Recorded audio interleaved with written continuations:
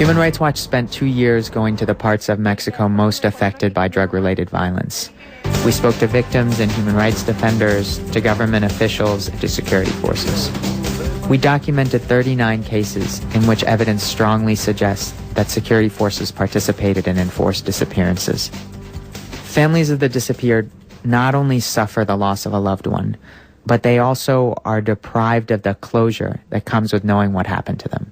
Bienvenidas, bienvenidos, gracias por estar en este programa y gracias a José Miguel Vivanco de Human Rights Watch, que está en este estudio para conversar sobre el informe que han presentado en México, un informe muy importante que se titula Ni seguridad, ni derechos, ejecuciones, desapariciones y tortura en la guerra contra el narcotráfico de México. Un informe que ha sido presentado ya en nuestro país, que fue ya motivo de conversación con el presidente de la República en esta semana y bueno, del que hablaremos en este programa. Gracias por estar aquí, bienvenido. Un gran placer. Gracias. Bueno, pues se ha dado mucho de qué hablar sobre el tema con este informe. Ha ocupado buena parte de la prensa mexicana, por supuesto.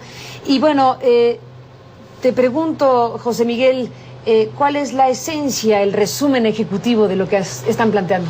La esencia es que durante el gobierno del presidente Calderón, en este contexto de lucha contra el narcotráfico, el crimen organizado, se han incrementado, como todos los mexicanos saben, el número de homicidios a unas cifras realmente espantosas. Estamos hablando de cerca de 50.000 homicidios en lo que va en este periodo, de este sexenio.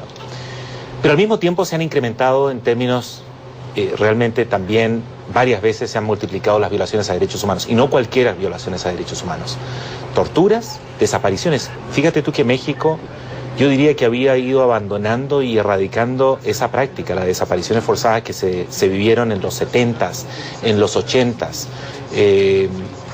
Lamentablemente hemos podido constatar que hay desapariciones forzadas, 39 casos en 5 estados, que se han cometido en los últimos años con total impunidad, y también ejecuciones extrajudiciales. Ahora, todo esto ha ido lamentablemente creciendo, es decir, las malas noticias, violencia y paralelamente violaciones a derechos humanos por parte de la fuerza de seguridad. Lo que no crece es la justicia.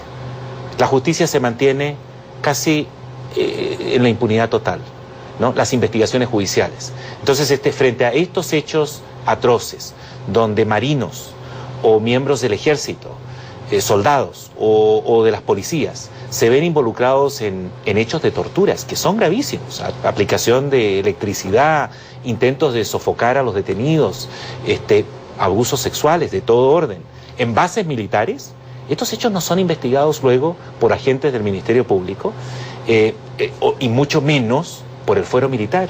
Fíjate tú que nosotros hemos simplemente revisado la situación en 5 estados de México, 3 del norte y 2 del sur.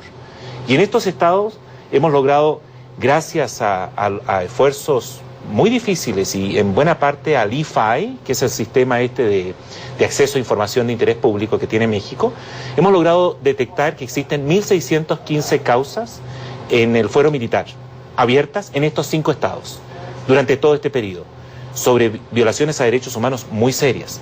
¿Cuántos hay condenados? ¿Cuántos soldados condenados en estos 5 estados? Ninguno. Ninguno. Hay más de 3.600 causas a nivel nacional en el fuero militar. ¿Cuántos condenados? Hasta la semana pasada, 15. 14 fueron condenados la semana pasada, total 29. Es decir, las cifras de justicia en el fuero militar, para qué decir en el fuero civil, son realmente pobrísimas. Y entonces la norma en esta lucha contra el narcotráfico, que es una lucha que hay que dar, que es una lucha muy difícil, muy dura, donde la violencia, los hechos atroces, los crímenes cometidos por los carteles, los vemos todos los días, a diario matan gente, pero esa lucha debe darse dentro de ciertos parámetros de profesionalismo y, por cierto, de respeto a los derechos humanos. De lo contrario, no solo se cometen crímenes adicionales, sino también creo que atenta contra la eficacia de la propia política de seguridad. José Miguel, hablaste en específico del foro militar con estas cifras. Foro civil, entonces, ¿qué sucede ahí? Mira, lo que hemos podido comprobar, que la Procuraduría General de la República, por ejemplo, en México, entre el 94 y junio del 2010, ha logrado hasta ahora condenar a solo 2 personas por torturas. Del 94 a junio del 2010. Son las cifras, son estadísticas oficiales. Si tú le preguntas a la Procuraduría General de la República ¿cuántas condenas hay en el país por torturas? 2. 2. Dos. ¿Y qué registro hay de denuncias por tortura? ¿De casos por tortura? Cientos. Revisa tú las decisiones de la Comisión Nacional de Derechos Humanos. Nosotros solo, en estos pocos años y con nuestros propios recursos, logramos constatar 170 casos de torturas, ¿no? Y estos son casos recientes. No es verosímil. No, digamos, demuestra que algo anda muy mal en México cuando tú tienes una Procuraduría General de la República que tiene todas las facultades y todos los recursos a su disposición, ha logrado conseguir 2 condenas por torturas. En materia de homicidios vinculado al crimen organizado, se sostiene en el país que el 90%, el 99% de estos de los homicidios, de los que mueren en el contexto de la lucha contra el crimen organizado, son todos delincuentes vinculados al narcotráfico y se matan entre ellos. La pregunta es, ¿cómo llegan a esa conclusión si no hay investigaciones? ¿Sabes cuántas investigaciones ha abierto la Procuraduría General de la República, que está constitucionalmente facultada para investigar estos temas? 1000 casos. 1000 casos de los 45.000, casi 50.000 homicidios que se han registrado, solo 1000. ¿Cuántas consignaciones? Es decir, ¿en cuántos casos ellos han presentado cargos formales? 320. ¿Cuántas condenas? En el gobierno del presidente Calderón, 22. 22 casos exitosamente resueltos con condenas por la Procuraduría General de la República frente a un contexto de 45.000 homicidios en la lucha contra el narcotráfico. Entonces, realmente el actuar de la justicia, el récord de la justicia a nivel federal está muy por debajo, pero muy por debajo de las necesidades del país. Muchos de estos casos terminan no solo en impunidad, sino que siendo de alguna manera investigados por los familiares de las víctimas. La gran mayoría de las víctimas en este proceso son personas muy humildes, son personas sin recursos, sin protección. Los casos nuestros no solo demuestran gravísimos abusos, sino que también son casos donde hemos hecho un esfuerzo especial por detectar víctimas que, de acuerdo a nuestros análisis y a documentación oficial, no tienen nexos con el narcotráfico. Es decir, son víctimas hasta donde podemos sostenerlo. Obviamente nosotros no somos un tribunal, pero incluso hay información oficial válida, legítima y además creíble, que te demuestra que estas personas que han sufrido torturas o ejecuciones o desapariciones no tenían vinculación alguna. A lo menos, digo, los casos, los que están en nuestro informe, con el crimen organizado, y sin embargo han sufrido gravísimas violaciones. No estoy diciendo que si uno tiene vínculos con el crimen organizado se justifican, pero estoy simplemente haciendo el punto respecto de los abusos que se cometen en términos tan, yo diría, generalizados, donde incluso estas personas sufren este tipo de consecuencias. José Miguel, déjame hacer una pausa y regresamos en esta conversación. Veo que llevan a mi hermano, lo llevaban 2 marinos, uno por un lado, otro por el otro lado, agarrado de los brazos, hacia atrás. En el momento que yo miré que era la Marina, totalmente todo el miedo que yo tenía se fue porque pues, era la Marina. You have the Army, you have the Navy, you have the federal police, you have the state police, and you have various municipal police forces. None of these forces work together. They're all armed, and all of them commit abuses. En la PGR y en el Ministerio Público ellos nos dicen, es que no es competencia de nosotros no podemos hacer nada. Oye, entonces ¿con quién voy?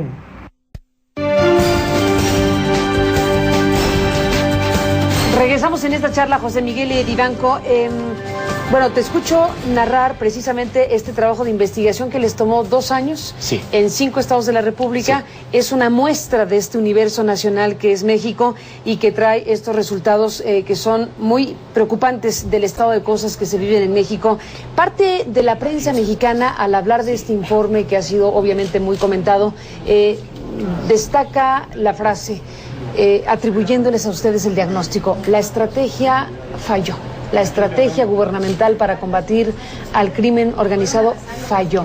¿Suscribes esos titulares? A ver, nosotros lo que hacemos en este informe lo que hicimos fue también revisar las estadísticas de homicidios en el país, cómo han ido subiendo los homicidios. Tú sabes que hasta hace 6 años, 5 o 6 años, los homicidios a nivel nacional en México se mantenían muy bajos, una tasa de 8 por 100.000 habitantes, y estaban directamente a la baja, una tendencia clarísima hacia la baja. Del 2007 al 2011 se han multiplicado a nivel nacional 220%. Es decir, la tasa de homicidios por 100.000 habitantes, que es la unidad que se utiliza para medir, ha subido a 22 por 100.000 habitantes, de 8 a 22, ¿no? La violencia está absolutamente fuera de control, especialmente en estados como Tamaulipas, pero también en Veracruz, ¿no? Y también en Tabasco, y también no solo en los estados fronterizos, que es justamente los que capturan muchas veces la mayor atención. Nosotros lo que podemos comprobar y constatar es que si la estrategia ha sido reducir la violencia de estos carteles, creemos que las cifras demuestran en términos inequívocos que hasta ahora la violencia no se reduce, al contrario. El año pasado solamente se registraron 15.000 homicidios en el país vinculados a la lucha contra el narcotráfico. ¿Y eso? 15.000 homicidios, que es una multiplicación, pero muchas veces, pero muy superior a los homicidios anuales vinculados al narcotráfico en México hace 4 o 5 años. Es una reacción directa de lo que ha sido la estrategia de uso del Ejército y la Marina en el combate, en la lucha contra estos carteles. A ver, 3 ingredientes. La violación a derechos humanos se ha incrementado, la violencia se ha incrementado, los carteles crecieron. ¿La estrategia fracasó? Y la justicia no mejora, y la impunidad continúa. Creemos que teniendo todos esos elementos sobre la mesa, esto exige hacer correcciones lo antes posible para impedir que esta espiral de violencia y de violaciones con impunidad simplemente se proyecte por el próximo año de lo que le queda al sexenio del presidente Calderón. Correcciones, ¿cómo? ¿De qué manera? Por ejemplo, una de las propuestas que le hicimos al presidente fue que se evitara y con ello se cumpliera con el mandato constitucional, transferir a detenidos a bases militares. ¿Por qué? Porque en las bases militares lo que hemos detectado es que allí se tortura y se cometen hechos realmente atroces con impunidad y muchas veces con la complicidad de agentes del Ministerio Público y hasta de defensores públicos, ¿no? Defensores. Hasta defensores, ¿no? Esa práctica, si fuera debidamente corregida, porque la Constitución política dice que la persona detenida debe ser inmediatamente, no dicen 24 horas ni en 2 horas, inmediatamente puesta a disposición de gente del Ministerio Público. Eso no se respeta en el país. Y se transfieren a las bases militares inmediatamente. En realidad la persona es detenida y normalmente va a una base militar. Ustedes presumen que para estas correcciones, si se evita que los detenidos sean remitidos a bases militares, se reducirá la tortura. Por ejemplo, creemos que incluso hechos de ejecuciones o desapariciones de personas que han pasado por bases militares, ¿no? Entendemos que en alguna situación absolutamente excepcional, donde no haya un agente del Ministerio Público en los alrededores, en el desierto, en sitios en despoblados, ¿no? Donde no hay instituciones de ninguna naturaleza, probablemente, por razones extraordinarias, habrá que mantener a la persona en un sitio seguro, tomando resguardos, todos los resguardos necesarios para evitar este tipo de abusos. Pero nuestro informe habla de Monterrey, habla de zonas urbanas, donde no estamos hablando del desierto, estamos hablando de zonas altamente pobladas, donde los agentes del Ministerio Público están, de muy fácil acceso. Si hay que brindarles a ellos seguridad para impedir que el detenido sea luego rescatado, por ejemplo, por el cartel al que pertenece, bueno, habrá que tomar esas medidas. Pero mantener a estas personas en manos de los militares o de la Marina, como lo certificamos en este informe, incrementa y no reduce las posibilidades de que se cometan abusos. José Miguel, déjame hacer un alto en esta conversación. Vamos hasta la ciudad de Atlanta para que nos presenten noticias e información y volvemos en esta conversación. José Miguel Vivanco en esta conversación. Esta mañana conversé con el subsecretario Gómez Robledo, con Juan Manuel Gómez Robledo, y le pregunté sobre el comunicado oficial de la Presidencia de México, donde afirma, entre otras cosas, que la principal amenaza a los derechos humanos proviene de los criminales. Déjame presentarte un fragmento de lo que nos dijo Gómez Robledo y escucho tu opinión sobre el tema. ¿Cómo nos explica que la Presidencia pueda decir a la sociedad mexicana, como lo dice por escrito en su comunicado oficial, que la principal amenaza de los derechos humanos son los criminales, cuando todos sabemos, o bueno, deberíamos saber que los criminales cometen crímenes y que el ámbito de los derechos humanos y su violación está asociado directamente a las autoridades? ¿Por qué ese extravío en el comunicado oficial, subsecretario? No, un extravío, incluso desde 1993, en el Programa de Acción de Naciones Unidas sobre Derechos Humanos, en la famosa Conferencia de Viena del 93, se reconoce que en determinadas circunstancias puede haber una situación como la que vivimos hoy en México, que genera una pérdida de Estado de Derecho y que eso genera la situación que hace que en un momento dado los criminales pueden ser un factor que lleve a una mayor vulneración de las libertades y de los derechos humanos.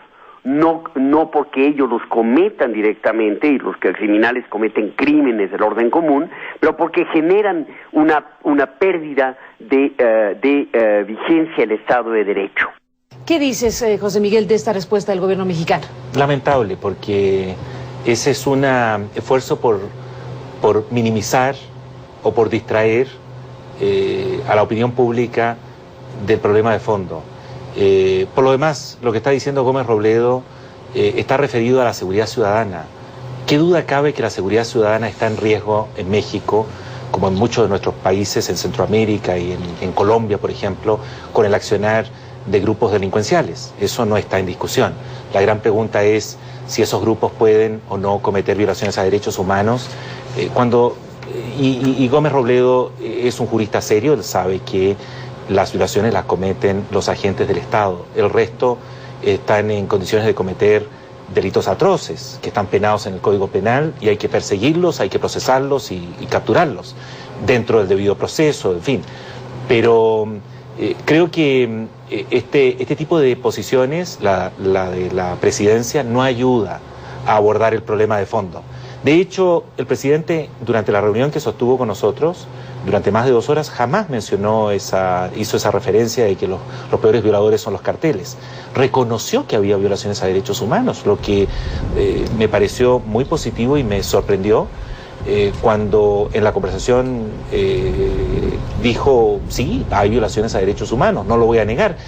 Lo cierto es que públicamente el presidente hasta ahora lo ha negado y ha sostenido de que aquí ha desafiado incluso a la comunidad de derechos humanos nacional e internacional a que le exhiba un caso de violaciones a derechos humanos. Pero creo que acá lo importante es tener en cuenta que se nos ha presentado una oportunidad. Ojalá esta oportunidad produzca resultados positivos. El presidente ha dicho que él se compromete a examinar cada una de los casos que este informe contiene. Yo quisiera decirte que vamos a estar muy atentos, vamos incluso a participar en algún mecanismo de seguimiento de estos compromisos, pero no solo para resolver estos casos, sino también para atender algunas de las recomendaciones que aquí formulamos, como por ejemplo la abolición del arraigo, que es otra de las figuras que contribuye enormemente a este tipo de abusos. Como ya decía, el hecho de que los detenidos estén en bases militares, el uso de la jurisdicción militar. Es decir, aquí no solo hay casos que ilustran un problema de fondo, sino también hay políticas de Estado, hay políticas públicas en materia de seguridad que deben ser profundamente revisadas. La reforma constitucional aprobada en materia de derechos humanos en México, los cumplimientos o el proceso de cumplimientos de las sentencias en contra del Estado mexicano de casos como el de Radilla y otras cuestiones que después de la pausa escucho tu opinión. Muy bien.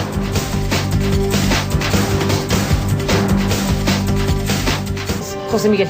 Mira, hay que reconocer que el gobierno del presidente Calderón, y lo hacemos nosotros constantemente, ha permitido perfeccionar el marco jurídico, la constitución política, incorporando tratados internacionales e incrementando las obligaciones y las protecciones para los ciudadanos en México. Eso es tremendamente importante. De hecho, el fallo del caso Radilla se dio gracias de la Suprema Corte, gracias no solo a la Corte Interamericana, sino que a la nueva interpretación que le permite a la Corte hacer este marco jurídico de la Constitución política. Pero este informe lo que hace es revisar la práctica, es una mirada empírica de cómo está la situación en el terreno, en esos estados donde se está dando la lucha contra el narcotráfico. Y el balance es muy negativo. José Miguel, pues te agradezco mucho que hayas compartido este esfuerzo con esta exposición. Como siempre estaremos al habla. Gracias por estar aquí. Hasta la próxima y gracias a usted que nos acompañó. Pásenle bien. Hasta mañana. The scale of the violence that we're seeing now in Mexico is unprecedented. Innocent people are being caught in the middle. They're being tortured, they're being killed, they're being disappeared, and then they're being branded as criminals. Para mí es importante que se aclaren las cosas, que se aclaren y que el nombre de mi hijo quede bien limpio. Eso es todo lo que yo quiero, nada más.